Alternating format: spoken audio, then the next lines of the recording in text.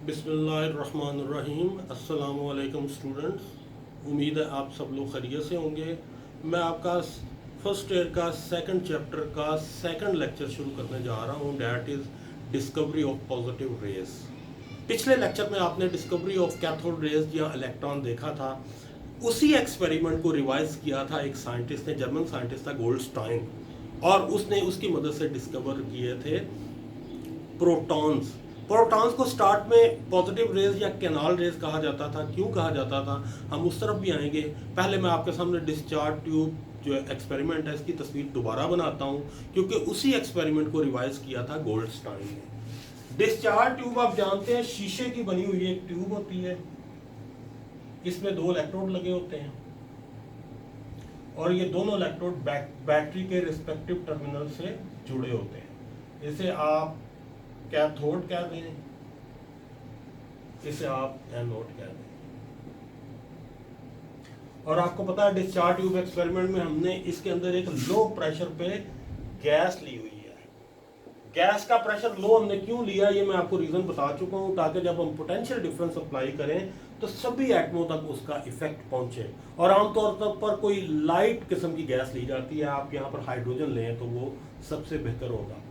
Cathode rays formation में आपने देखा था कि कुछ रेज जो है, जब आपने इस पर वोल्टेज डिफरेंस अप्लाई किया है 5000 से लेकर 10,000 वोल्ट तक, और प्रेशर आपने लिया है 0.01 टॉर, तो आपने देखा है कुछ रेज जो है वो इधर पैदा हो रही है। इन्हीं रेज को हमने कैथोड रेज का नाम दिया था और बाद में इन्हीं रेज को इलेक्ट्रॉन का नाम दिया गया। यही एक्सपेरिमेंट जब रिवाइज किया है गोल्डस्टाइन ने, तो उसने कहा अगर कुछ रेज इधर पैदा हो रही हैं तो हम इधर भी देखें कि इधर भी कोई रेज पैदा हो रही है कि नहीं। इसको चेक करने के लिए उसने क्या किया, उसने कैथोड के अंदर छोटे छोटे सुराख बना दिए, कैनाल्स बना दिए ऐसे, ताकि अगर कोई रेज पैदा हो रही है तो वो हमें पता चल जाए। पीछे उसने एक फ्लोरेसेंट मटेरियल लगा दिया यहाँ पर, ताकि अगर कोई पार्टिकल इसके साथ आके टकराए तो हमें पता चले कि यहाँ पर कोई पार्टिकल आके टकराया है। अब जब उसने इस एक्सपेरिमेंट को रिवाइज किया और उसने देखा कि कुछ रेज जो है वो इस साइड पर जा रही हैं और जाकर इस फ्लोरेसेंट मटेरियल से टकरा रही हैं, जिससे चमक पैदा हो रही है या फ्लोरेसेंस पैदा हो रही है। इन रेज को स्टार्ट में कैनाल रेज का नाम दिया गया, क्योंकि ये इन सुराखों से, इन कैनाल के अंदर से गुजर के यहाँ पर आ रही थी, इस वजह से इन्हें कहा जाता था कैनाल रेज। और जब इनका चार्ज निकाला गया और देखा कि इनके ऊपर पॉजिटिव चार्ज है, तो बाद में इनको पॉजिटिव रेज का नाम दिया। इससे काफी अरसा बाद इनको रदरफोर्ड ने प्रोटॉन्स का नाम दिया था। अब हम जरा डिटेल से देखते हैं कि आखिर कौन सी रेज हैं जो इधर जा रही हैं। जब डिस्चार्ज ट्यूब एक्सपेरिमेंट मैंने आपको पढ़ाया था पिछले लेक्चर में, उसमें मैंने आपको बताया था कि इलेक्ट्रॉन इस साइड पर जा रहे हैं, एनोड वाली साइड पर। इनको कहा जाता था कैथोड रेज। अब अगर एटम के इलेक्ट्रॉन इधर चले गए हैं तो इसका मतलब न्यूक्लियस इधर जा रहा है। और अगर आपने यहाँ पर हाइड्रोजन गैस ली हुई है तो आपको पता है हाइड्रोजन के न्यूक्लियस के अंदर सिर्फ एक प्रोटॉन होता है, न्यूट्रॉन तो होता ही कोई नहीं है। तो अगर आपने हाइड्रोजन गैस ली हो तो आप कह सकते हैं कि ये जो रेज पैदा हो रही हैं ये प्रोटॉन्स हैं, और बाद में रदरफोर्ड ने इनको प्रोटॉन्स का नाम भी दिया था। लेकिन अगर आप कोई गैस बदलते हैं, यहाँ पर कोई हैवियर गैस ले लेते हैं, तो आपको पता है हाइड्रोजन के अलावा जितनी भी गैसेज होती हैं उनके न्यूक्लियस में प्रोटॉन के अलावा न्यूट्रॉन भी पाए जाते हैं। तो उनकी e over m value different होगी, जाहिर है इसकी ई ओवर एम वैल्यू ज्यादा होगी। ई ओवर एम वैल्यू इनकी इसलिए ज्यादा है क्योंकि आप जानते हैं ई ओवर एम वैल्यू में मैस जो है ये ओवर के नीचे है।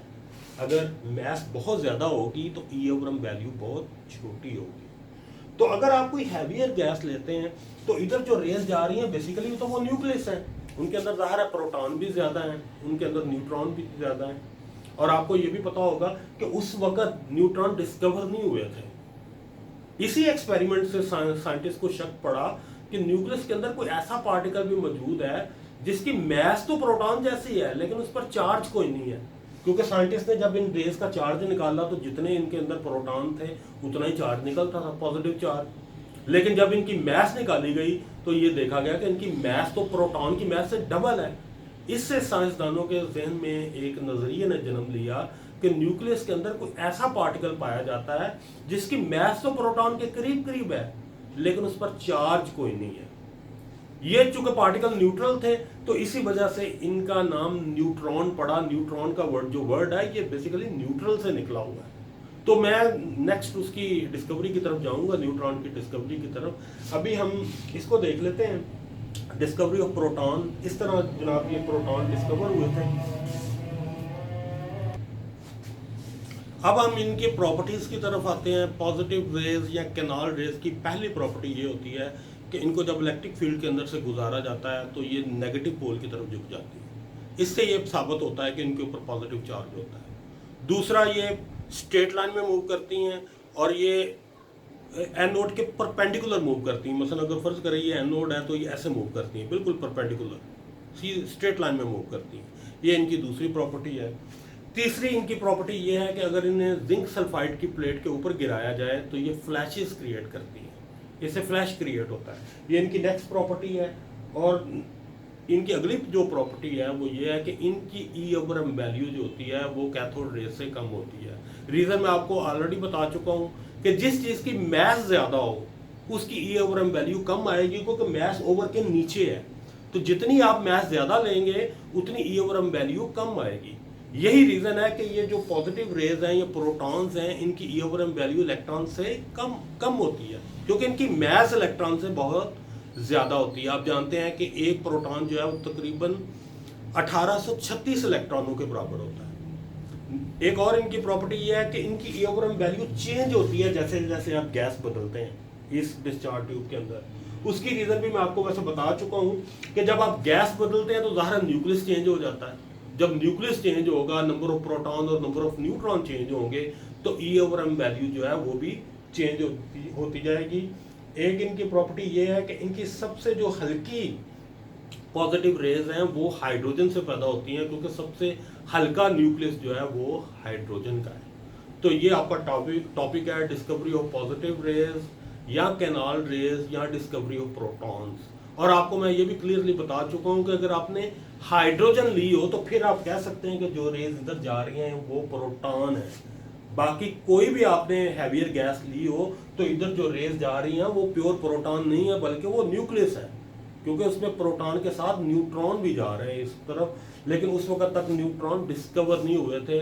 अब मेरा जो नेक्स्ट टॉपिक है वो हम डिस्कवरी ऑफ न्यूट्रॉन पर बात करने लगे। मैं आपको ऑलरेडी बता चुका हूँ कि न्यूट्रॉन के बारे में थोड़ा सा हिंट साइंटिस्ट को डिस्कवरी ऑफ पॉजिटिव रेज में भी मिल चुका था। साइंटिस्ट ये देख चुके थे कि पॉजिटिव रेज क्या जब चार्ज निकालते हैं तो वो प्रोटॉनों के बराबर ही आता है।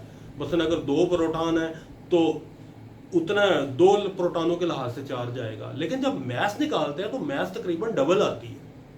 इससे साइंसदानों के जहन में ये जो है ना नजरिया जन्म लेना शुरू हो गया कि न्यूक्लियस के अंदर कोई ऐसा पार्टिकल मौजूद है जिसकी मैस तो प्रोटॉन जैसी है लेकिन उनके पास चार्ज कोई नहीं है। उन पार्टिकल्स को बाद में न्यूट्रॉन का नाम दिया गया।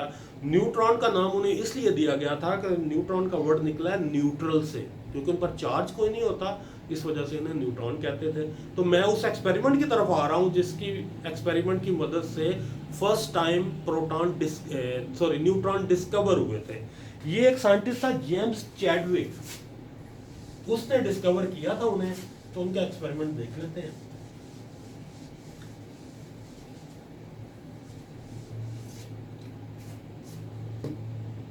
Discovery of neutron.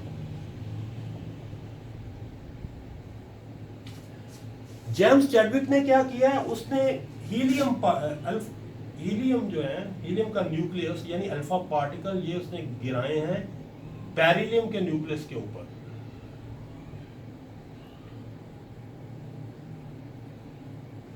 जब ये उसने अल्फा पार्टिकल बेरिलियम के न्यूक्लियस के ऊपर गिराए हैं तो उससे कार्बन का न्यूक्लियस जो है उसने जन्म लिया है और साथ बड़ी पेनिट्रेटिंग किस्म की रेडिएशन पैदा हुई। इन रेडिएशन पर चूंकि चार्ज कोई नहीं था तो इन रेडिएशंस को न्यूट्रॉन का नाम दिया गया। इस पर चूंकि साइंटिस्ट को हिंट पहले मौजूद था कि इस तरह के कोई पार्टिकल न्यूक्लियस के अंदर मौजूद हैं, तो इस वजह से इनका नाम जो है वो न्यूट्रॉन रख दिया गया। अब हम इनकी प्रॉपर्टीज की तरफ आते हैं।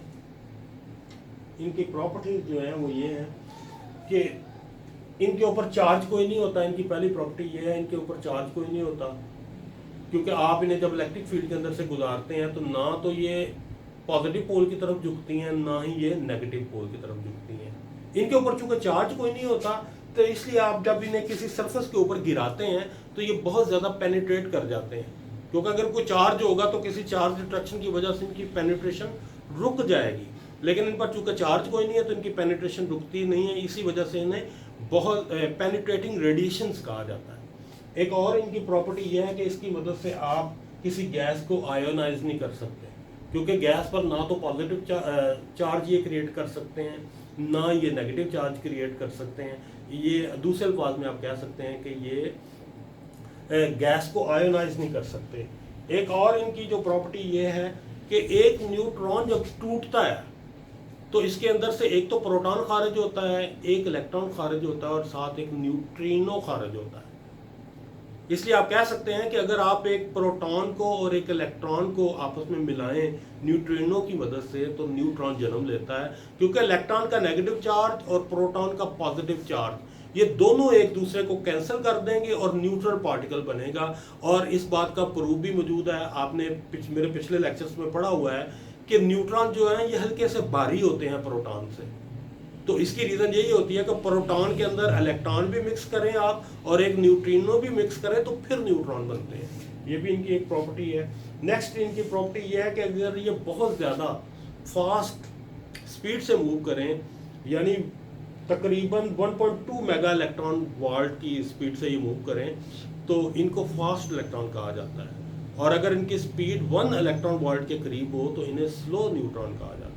ये जो स्लो न्यूट्रॉन है ये बहुत ज़्यादा इफेक्टिव होते हैं न्यूक्लियर फिशन प्रोसेस के अंदर। इन ये जो चेन रिएक्शन है इसको स्लो करने के लिए यूज़ होते हैं, ये इनका यूजेज है। नेक्स्ट इनकी प्रॉपर्टी है कि अगर आप इन्हें गिराते हैं पैराफिन के ऊपर, वाटर के ऊपर, पेपर के ऊपर, तो इसके अंदर से प्रोटॉन खारिज होते हैं। एक और इनकी प्रॉपर्टी है कि अगर आप इनको नाइट्रोजन के ऊपर फायर करते हैं, इनको इक्वेशन देखिए जरा,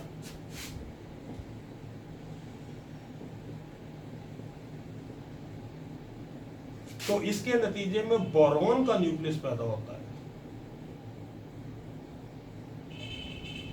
और 7 अल्फा पार्टिकल खारिज होते हैं। ये भी इनकी प्रॉपर्टी है कि अगर नाइट्रोजन के ऊपर इन्हें फायर किया जाए तो इससे बोरॉन का न्यूक्लियस पैदा होता है, साथ ये हीलियम का जो न्यूक्लियस आपको नजर आ रहा है इसी को हम अल्फा पार्टिकल्स कहते हैं, तो अल्फा पार्टिकल्स पैदा होते हैं।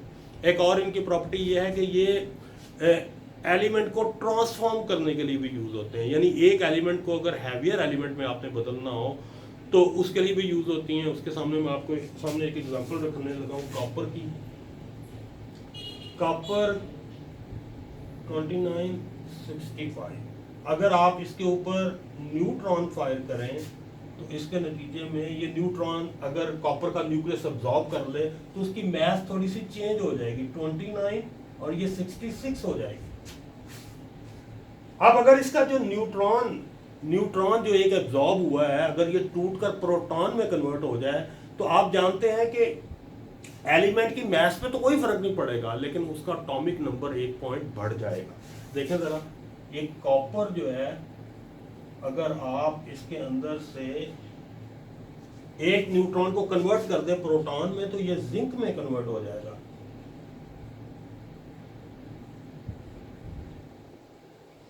और 7 इलेक्ट्रॉन खारिज कर दें आप, जिन्हें हम बीटा रेडिएशन भी कहते हैं, ये खारिज कर दें। ये मैं आपको ऑलरेडी बता चुका हूं कि न्यूट्रॉन जो है ये बेसिकली प्रोटॉन और इलेक्ट्रॉन के मिलने से बनता है। अगर न्यूट्रॉन के अंदर से आप इलेक्ट्रॉन निकाल दें तो प्रोटॉन बन गया। और आप यहाँ पर देख लें कॉपर का जो एटॉमिक मास है जिंक में वो वही है, 66 ही है, लेकिन उसका एटॉमिक नंबर 29 से 30 हुआ है, क्योंकि अगर एक न्यूट्रॉन बदलता है एक प्रोटॉन में तो एटॉमिक मास तो वही रहेगा जो पहले था, लेकिन एटॉमिक नंबर 1 पॉइंट बढ़ जाएगा। इस तरह आप देख लें हमने कॉपर को जिंक में बदला है। ये दुनिया में जो बेशुमार नए एलिमेंट साइंटिस्ट बना रहे हैं उनमें ये प्रोसेस भी यूज़ होता है, क्योंकि आप जानते हैं 92 एलिमेंट जो है वो नेचुरली अकरिंग है, लेकिन साइंटिस्ट इस वक्त 160-70 के करीब एलिमेंट जो बना चुके हैं वो उनमें से उनको जो नए एलिमेंट उन्होंने बनाए वो इसी तरह बनाए हैं कि जो छोटे एलिमेंट्स होते हैं उनके ऊपर न्यूट्रॉन फायर किए जाते हैं, न्यूट्रॉन एब्जॉर्ब हो जाते हैं, तो फिर बीटा रेडिएशन जब खारिज की जाती हैं तो उससे एटॉमिक नंबर बढ़ जाता है, इससे एक नया एलिमेंट जो है वो जन्म लेता है। ये साइंटिस्ट जो मसनूई तरीके से एलिमेंट बना रहे हैं उन सबको बनाने का तरीक़ाकार जो है वो यही है। तो ये आपका टॉपिक जो है वो ख़त्म हो गया है। आज का जो मेरा लेक्चर था इसमें मैंने आपको डिस्कवरी ऑफ प्रोटॉन और डिस्कवरी ऑफ न्यूट्रॉन पे बातें की हैं। नेक्स्ट लेक्चर में हम डिस्कवरी ऑफ न्यूक्लियस पे बातें करेंगे। Thank you.